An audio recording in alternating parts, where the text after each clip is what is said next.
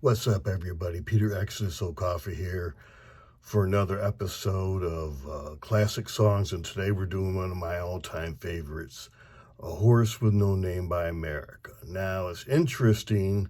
Let me see. I believe it's a three-man group here, and a mixture of Brits and Americans, and it was actually started, the group is started in Britain. Song dropped in 1971, clocks in at 4 minutes and 8 seconds, and it did hit #1 in the U.S. Yeah, so it had three members. It's classified as soft rock, folk rock. It's an E Dorian, so key of E Dorian scale. And London, England is where the band was formed. And as I said, it did hit #1 in the U.S. Consists of an acoustic guitar, bass, drum kit, and bongos. And the original name for the first name for the song was Desert Song. And the song was inspired by a Salvador Dali painting. Now, Salvador Dali is one of my all-time favorite painters / visual artists, and he'd had a lot of desert scenes, so it makes sense. And as we go through this episode, there's a lot of, surprisingly, I was pleasantly surprised, a lot of cover songs on of Horse with a No Name, most of them pretty recent in the last 20 years. I think they all were, and I now have a Horse with No Name cover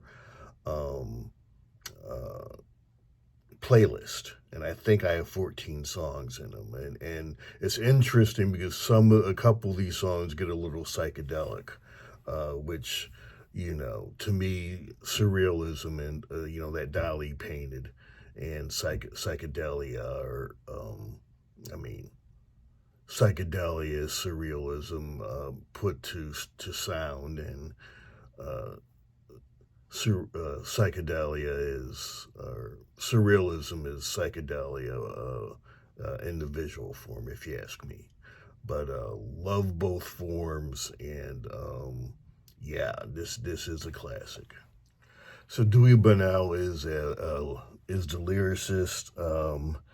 And he describes the song as solitary thinking in a peaceful place, getting away from the stresses of life and finding a place of solitude. I've always kind of looked at Horse with a No Name as kind of a vision quest that you would find in the Native American culture, kind of that a spiritual quest like that. And so that's how I've always viewed the song. And the beautiful thing of, of these different cover versions is some people agree with that, and other people, take different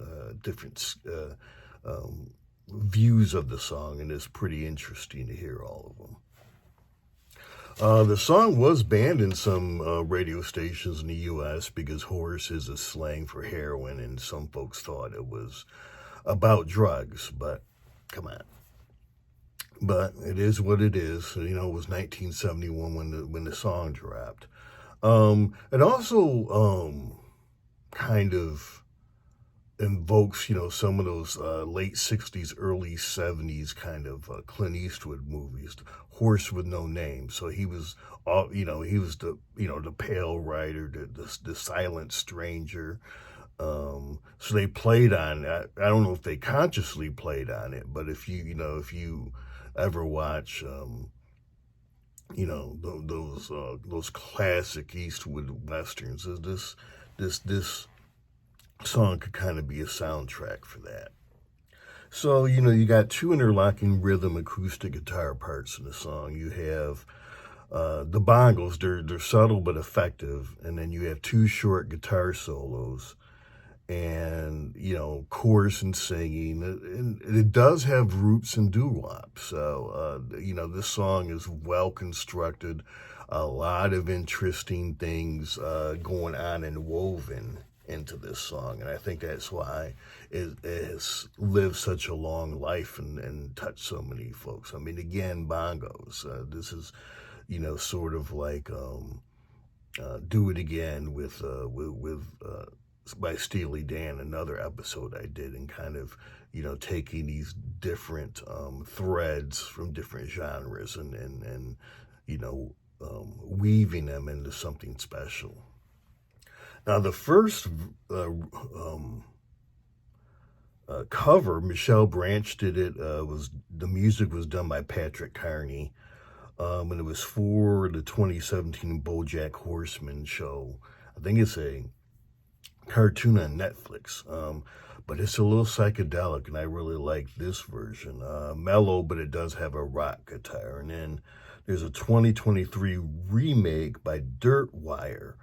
And this it starts acoustic, a little bit of reggae, and there's a couple other remakes that had that reggae beat to it as well. A little, some reverb, which is, echo, and digital delay, which adds to that echo on the vocals. And then, but it does. This is another one with a psychedelic feel, so it's interesting. The psychedelic in the original feel is not as there because it's so laid back, and in the original, Buy America does its own thing. But again, remember, it was inspired by Salvador Dali, and so even though it's not overtly psychedelic,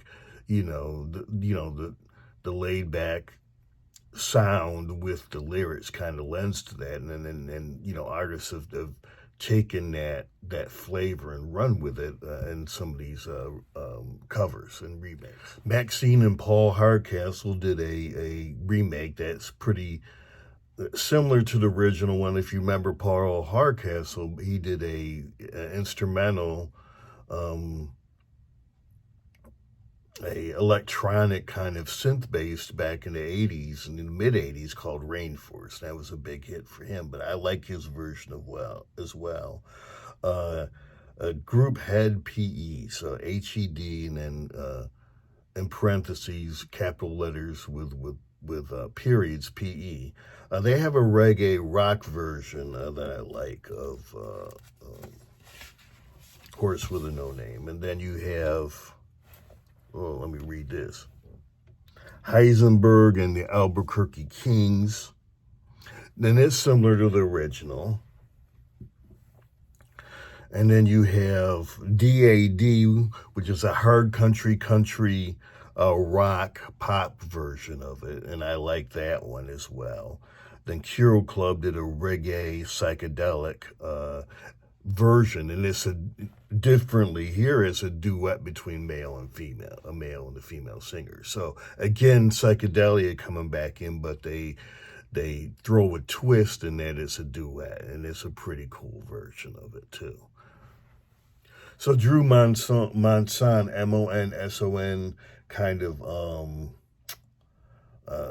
closes it out and is with a sort of a reggae-ish version of it. And I believe, and I'll check this, I usually don't, and one of my Gen X friends criticizes me for this, but most of my playlists on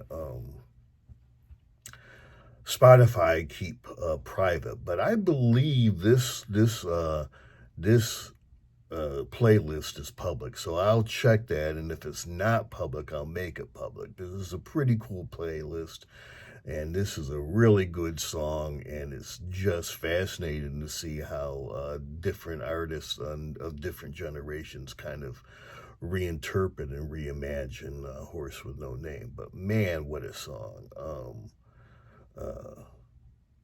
This and Tin Man are, two of the great ones coming from America. But yeah, this is, and this is also kind of a quintessential 70s song. The 70s was that soft rock,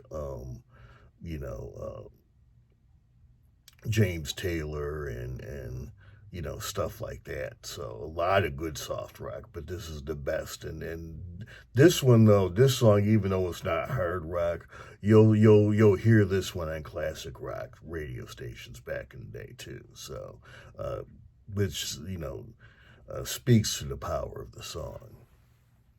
So yeah, classic songs, Horse with No Name. This one is definitely lit. And again, when that many people cover the song and put their own interpretations on it, tells you the power of the song. So anyway, it's kind of short, but hey, pull Horse with No Name up and listen to it. Sometimes words sometimes can't do justice to a great song, and this is a classic, and I just love this song. So check it out if you haven't listened to it in a while. So yeah, thanks for coming through. I got 5 albums of my own, working on some of these singles, and I got a whole, tracks laid down for another album too, looking into 2024. So again, yeah, appreciate you showing up. I also got 2 science fiction fantasy novels on Amazon and a novella. So, hey, thanks for coming through, sitting here in early December 2023. So happy holidays, and I will see you next episode. Thank you.